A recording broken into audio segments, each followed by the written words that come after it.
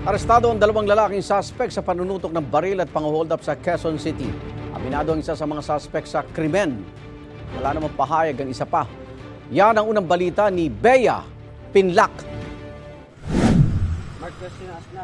Sa kulungan ng bagsak ng 19 anyos na lalaking ito matapos umanong manutok ng baril at nakawan ng cellphone ang isang 24 anyos na babae sa Scout Torillo Street sa Quezon City, Sabado ng madaling araw. Nagse-cellphone pa ito habang naglalakad. So distracted, nagkataon na may dumaan itong dalawang holdupper natin.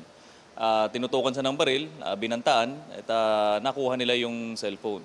Lula ng mga suspect ng motorsiklo na walang plaka. Pero matapos ang 2 oras, natuntun din sila at nahuli ng pulisya sa barangay South Triangle. Ayon sa pulisya, may dati na ring nabiktima sa ibang lungsod ang mga suspect. Naghahanap pa sila ng iba pang mabibiktima kasi pag nakahuli sila ng isang cellphone, parang kulang pa yun. Kumbaga nag-one time, big time sila.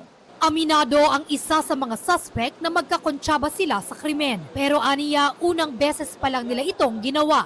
Oo, alam namin niya. Alam namin yun. Na mali yun. Nahaharap sila sa reklamong robbery.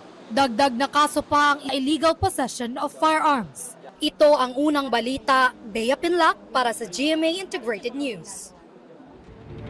Igan, mauna ka sa mga balita. Mag-subscribe sa GMA Integrated News sa YouTube.